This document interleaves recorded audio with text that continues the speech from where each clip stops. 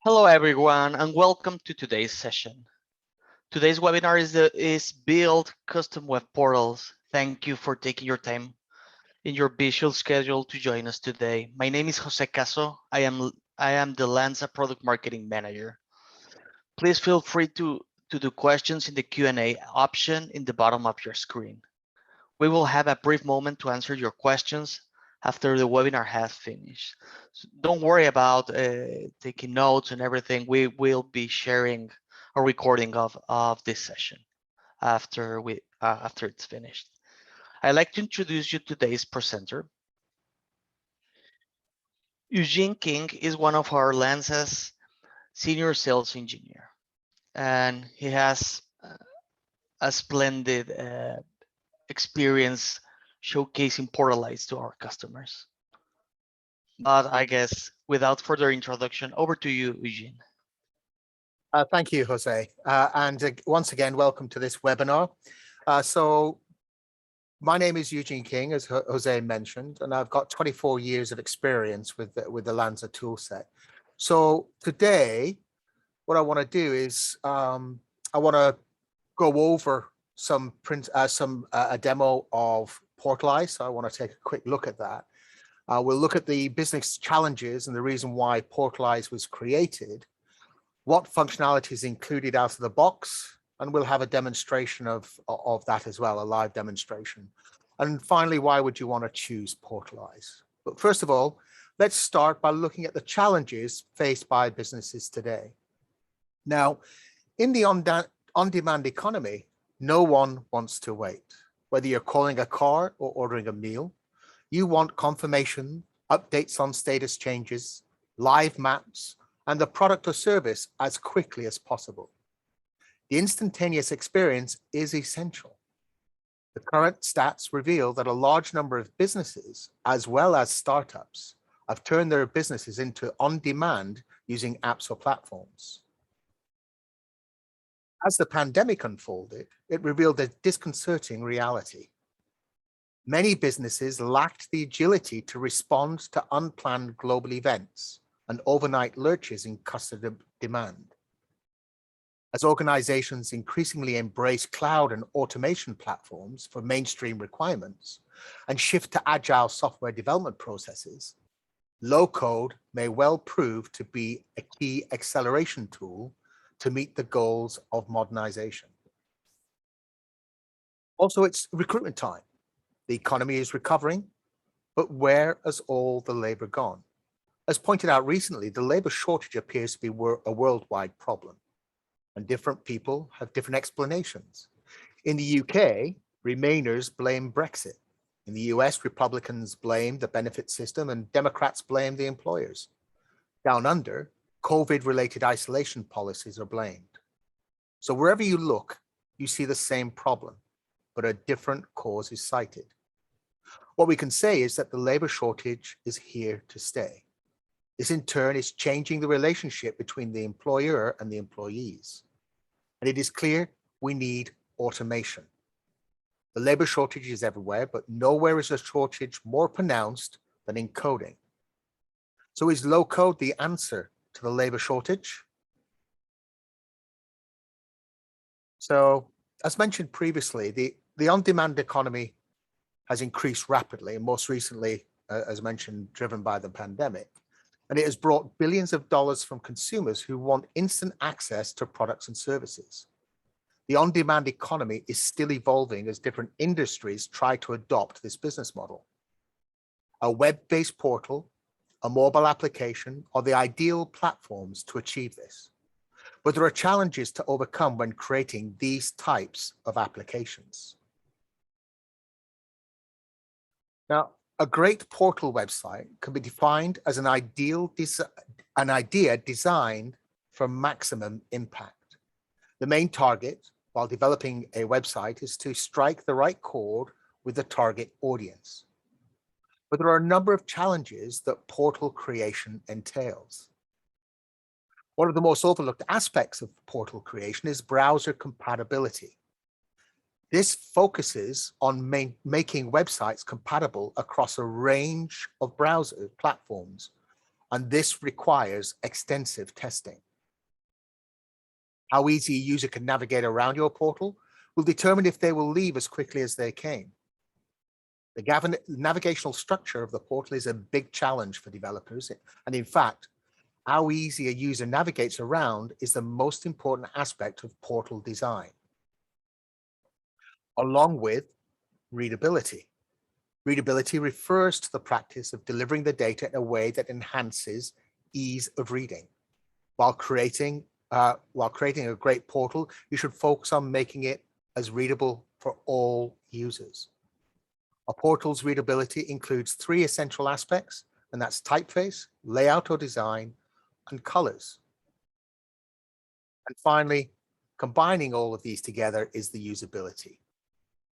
In terms of usability, your portal should be easy to use, and the information should be easy to retrieve for the users. So what we've done is that we've taken all of our experiences developing portals around the world and created Portalize. It is a fully featured portal that has built-in cross-browser support and intuitive navigation, making it easy to use. It has a number of built-in features. It's scalable and has been tested to the highest standard. Portalize itself is one of LANSA's Code Start products. And with Portalize, you get all the common portal functionality out of the box so that you can focus on adding your own business logic.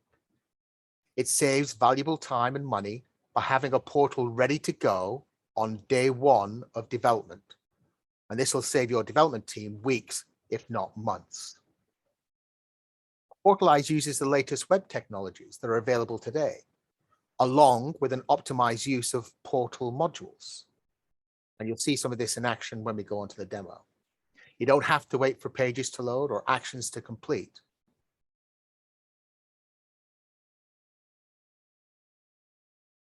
So Portalize itself has been built using the LANSA low-code platform, which lends itself to a high level of customization, as it has been built in a common environment with a single code base. Now, this makes it very easy to extend and maintain. Also, Portalize was not built by a development team, but instead it was built by our professional services. This is our team on the front line with customers, getting their hands dirty every day and experiencing firsthand what was needed. Our global services team can also provide support to yourselves at any level, from mentoring to large-scale projects. They have the advantage is that they know Portalize, so can adapt it very quickly to suit your own company's requirements. Another major consideration is security, and Portalize has been designed for security. It has secure login and session management, and has passed security penetration testing to the highest level. It runs only on HTTPS and has features to prevent capturing data and later playback. An administrator can control access based on IP addresses and even ban addresses if required. And Portalize is scalable. It'll adapt to your company's requirements, allowing you to start small and scale up as your needs grow, all the way up to an enterprise level system. You can run Portalize in the cloud, or you can run it on your own internal systems. It's your choice where you decide to run it. Whether you run Portalize in the cloud and have your database on internal systems, again, that's up to you, and we can fit that model if necessary. Also, Portalize licensing is processor-based rather than user-based. So you won't encounter increasing costs and more users start using your portal. So at this point, what I'm going to do is I'm going to switch over and I'm going to demonstrate the base functionality that comes out of the portal. And I'm going to start that by signing on as a standard user and show you the functionality which is available for a standard user. And then I'll sign on, I'll show you what sort of functionality you can do as an administrator. So let me just jump across to my browser.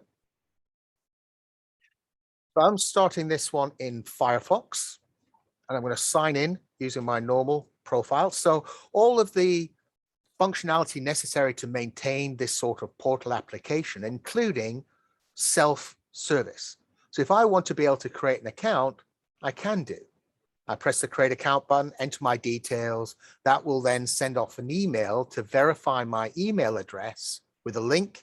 I click that link and then it'll allow me to actually log in. We do have customers who didn't want to follow that model. What they wanted to do is to allow the user to request to sign in, and then that to go to their administration department, who will then authorize them to then sign on. So again, it's very flexible, the way that we can deal with this sort of process. And again, it's up to you, but out of the box, we get this basic functionality. So I'm going to sign in with my user profile. In this case, it's going to be my email address. And then go next. Let's accept the default password. Did I spell it?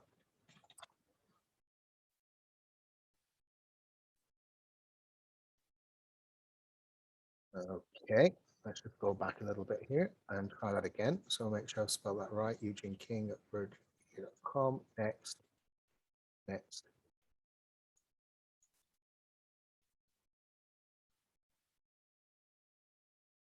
Okay. Seems I've forgot my password for that. So let's just refresh this one. So my portal again. Okay.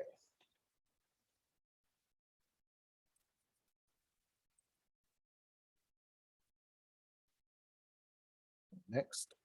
Okay, there we go. I just needed to refresh my web page.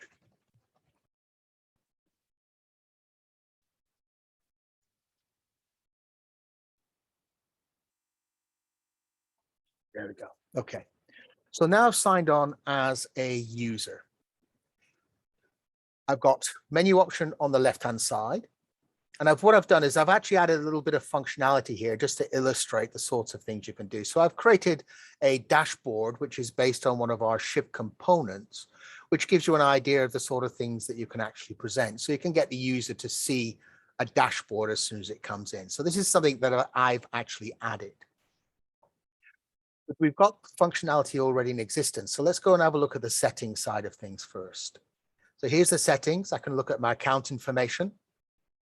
Fairly straightforward. And all of this is fully responsive. So if I resize this, you'll notice that this will also resize accordingly. And again, that's a freebie that comes out of the box. Another great feature is this persistence across the browser. So I'm just going to copy the URL and I'm going to start another session up. So the sessions, because I'm in the same browser, are aware, that I've already got a session started here. And it'll automatically allow me to log in. So if I then log out of this, you'll notice now that my second session has also logged out. So we've got that session awareness built in to the actual portal itself. So once again, I'm going to sign in.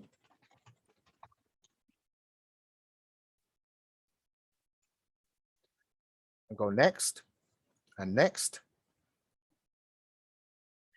And you'll notice that it signed me in on both sessions. Okay, so it's aware that I've already started a session up, and then it's brought in the additional session there. I can run this in different languages. So we have multilingual capability. At the moment, I've got 3 languages defined, French and Chinese.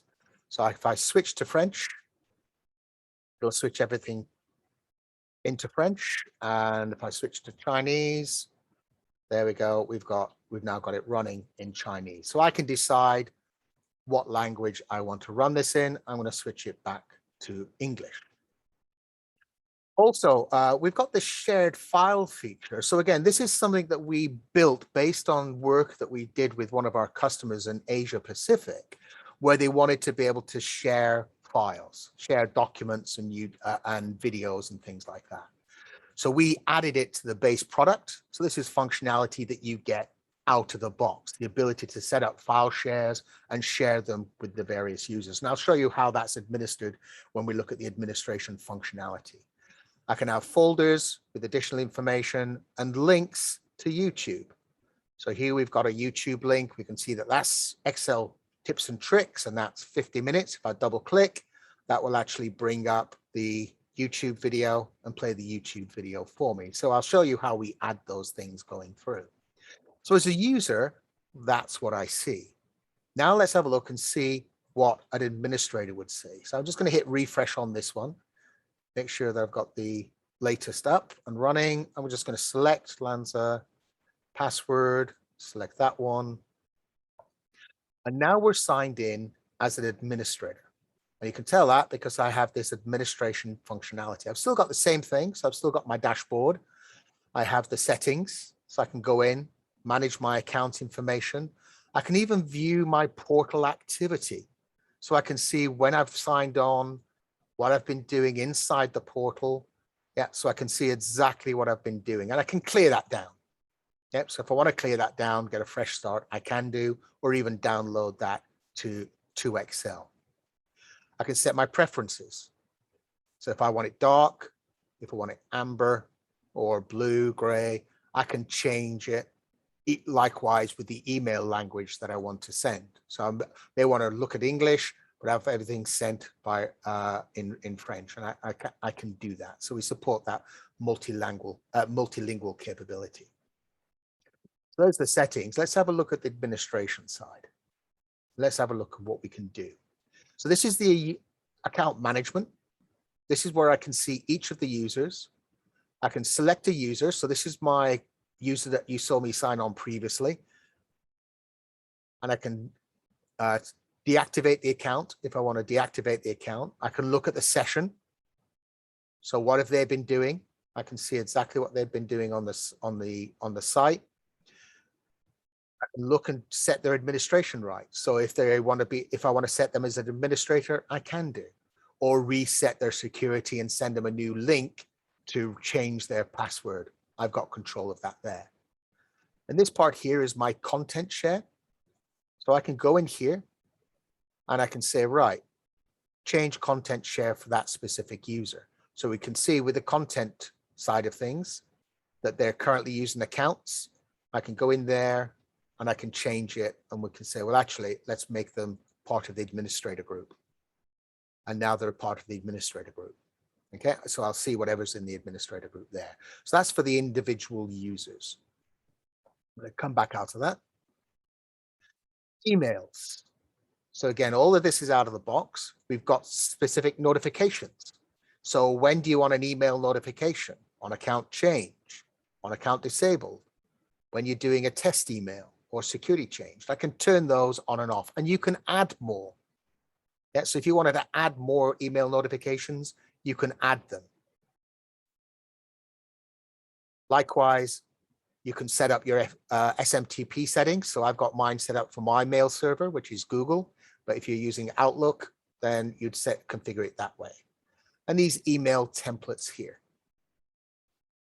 Here we have a standard set of email templates. So when they do the account verification, this is the email that is sent.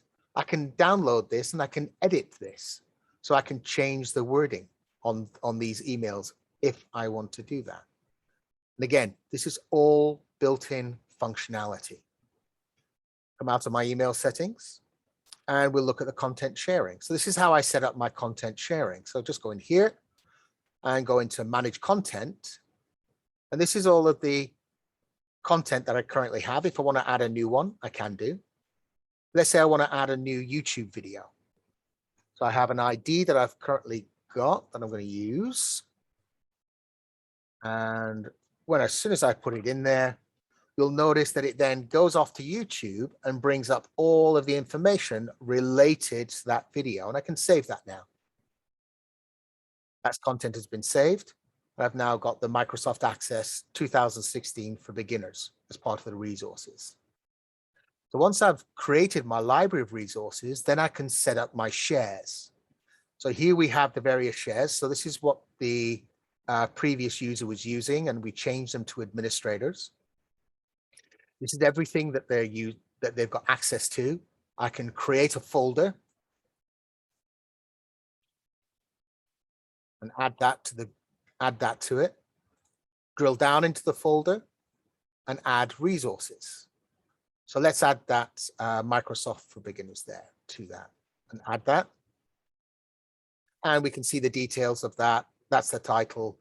And it's 14, just over 14 minutes long. I'm happy. And that's how I can set up the shares. So now anybody who's part of the administrator group will have that share, have that resource available to them. We can configure our security questions. Yeah, so this is our security that we've got. So we can validate data requests to make sure that it's coming from the current session and that it's not been copied and sent after the fact. So we can set up and validate those data requests. We can monitor IP addresses and we can even ban IP addresses. So if there's specific IP addresses that we don't want to access our system. Number of login attempts and our validation questions. So we have a number of validation questions that we've got set up. We can add more to those where necessary. Scroll down and language support. So again, this is all built-in functionality. So this allows me to change the text that you see on the screen. I can set up the languages. So currently we have 3 languages. I can add another language. I need the ISO code and the base description, and then I'm off and running. I just need to then do the translations. So if I go into the language resources, for example, these are all the resources associated with the portal. I'm going to go into menus. And what I want to do is I want to change the administration menu. So let's go into the administration menu here. So each one of these you'll see is corresponding to one of the labels that you see here. If I want to change the French translation, there's the French translation, and likewise the Chinese. And I would just go through and make a change. And if I want to change one, let's go back to English and let's go down to Analytics. So I'll go into edit mode. Let's go on to Analytics. There we go. And let's say I want to change that to Google Analytics. We save that. Do a quick refresh.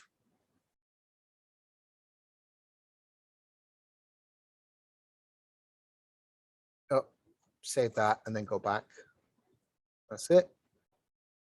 And then hit the refresh. What we should see is that is then updated to Google Analytics. Oh, it's not doing it at the moment.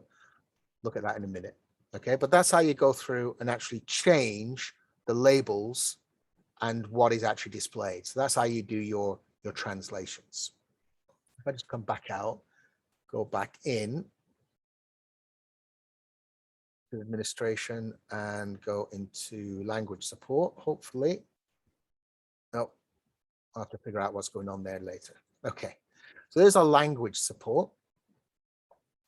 If we scroll down, again, we've got portal logs, but this time, because I'm an administrator, this is all the logs. So we see all the logs across all the users. So I can just double click on that and I can see who's accessing the system, when they're accessing the system and what they're actually doing. So I've actually got a very detailed log set up at the moment, and you can manage that portal logging. So you could decide what logging do you want turned on, what logging do you want turned off. So I can just say all system wide, make sure, and then that'll turn on all the logs by default. But it'll help a lot with debugging or having user access, especially these last two here, where these are for developers. So if I need to really delve down and see what's going on underneath, I can look and see exactly what's happening and it will help to actually debug the system. So that's these two pieces of functionality, runtime logs and integration logs that are available here. Keep going down and we've got set up analytics and tracking. So we can use Google Analytics. This is where we've got this one here. I've linked that to analytics. So I've got a tab already open. I'm just going to hit refresh on that. But what we'll see is the information about the access to the database. So you can get that set up. I've got some basic information set up here at the moment so that it's not very complicated, but you can see who's been visiting your website, where they spend their time, what region of the world do they actually come from. So you can get all of those metrics using one of these analytic tools, whether it's Google Analytics or you use Azure inbuilt analytics or AWS if you're using AWS. So we can integrate with those analytic tools if you need to. And finally, if we go on to system settings, we can set our system role. So at the moment, I'm in development role, which means any email which is sent to me only. I can go in testing mode, and that will just make sure that they're only sent to those specific domains. And production means that it'll go to wherever the account email has been, whatever the email account email has actually been set to. Web paths, these are just used for when you send out your emails for doing password resets and account registrations. That's all that they're used for. Integration server, so this is all about where the integration portion of it comes from with SMTP, and also API keys. So at the moment, we've got one API key for YouTube data.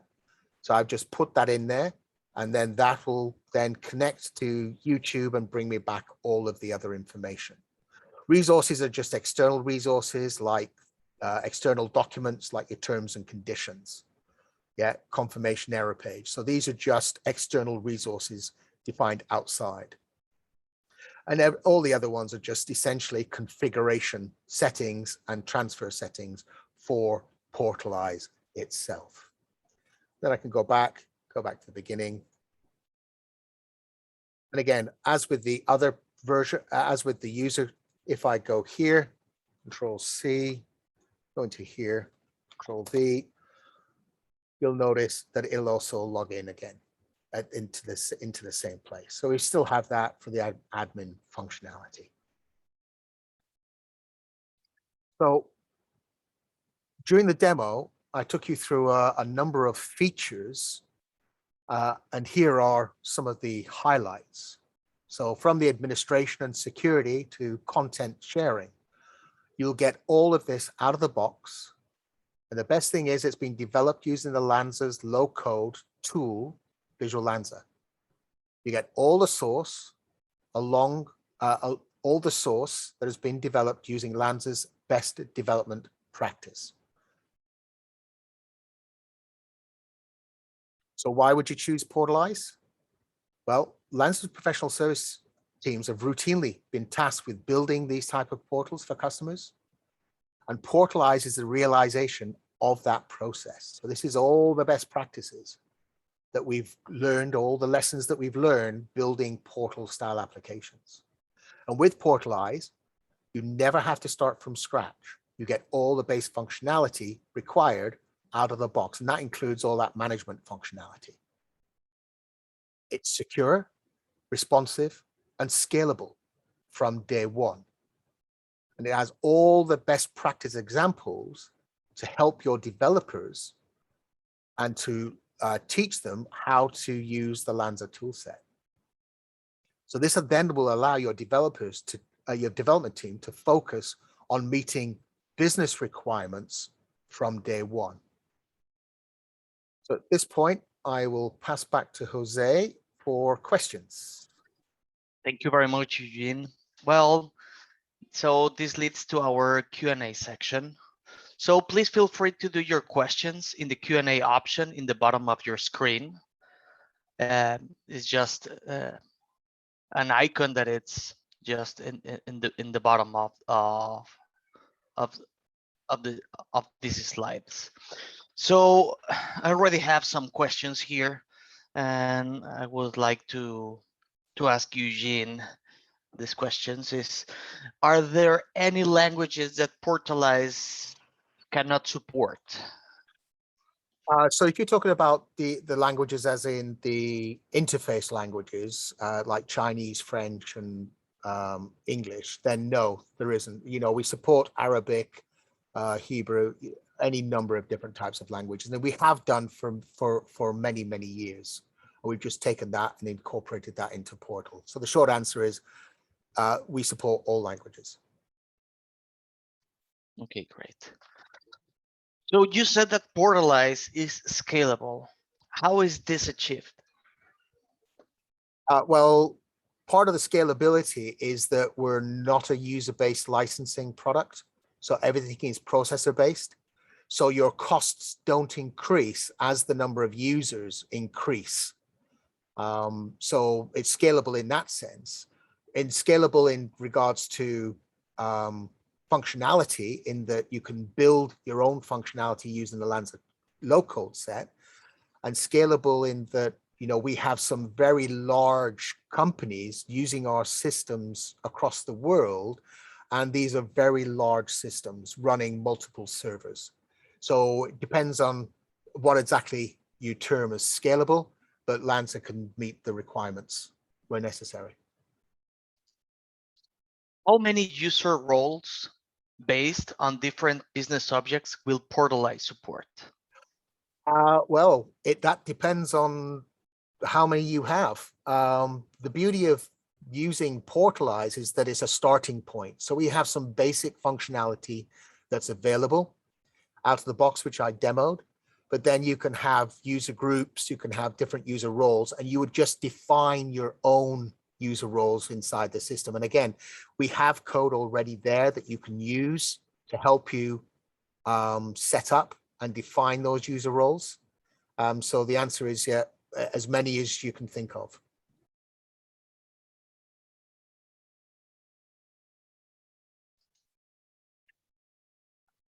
Great. We have another question here is, what kind of portals have been built with Portalize? So there are a number, there aren't any one type of portal. So it'll all be different regarding, depending on who you're actually talking to and what industry they're in. We've done portals for dealership networks. We've done portals that handle document sharing. So that document sharing that I showed you was an example of something we built in conjunction with one of our customers in Asia Pacific that we decided to incorporate into our system. And that's what their portal does. It's just used for sharing documents. But again, it depends on what industry. We've built many different types: health and safety portals, survey portals. So yeah, there's a large number of different types that we've built in the past. Okay, great. I guess we have, here's another one. How are screens plugged into Portalize? From the code or from a Portalize interface? Okay, so if you've created a screen, i.e. if you created a view, then you will do it from the code. So there's essentially two lines of code that you will need to add, one into the navigation manager and one into the menu. Once you've done that, those screens will then be in it, but it is from the code. And we use Portalize as a front-end system, which will communicate with different backends. Absolutely. Yeah, so we've got examples where we use REST web services to access a different backend system. So Portalize can front end any type of system. At the end of the day, Portalize is a LANSA program.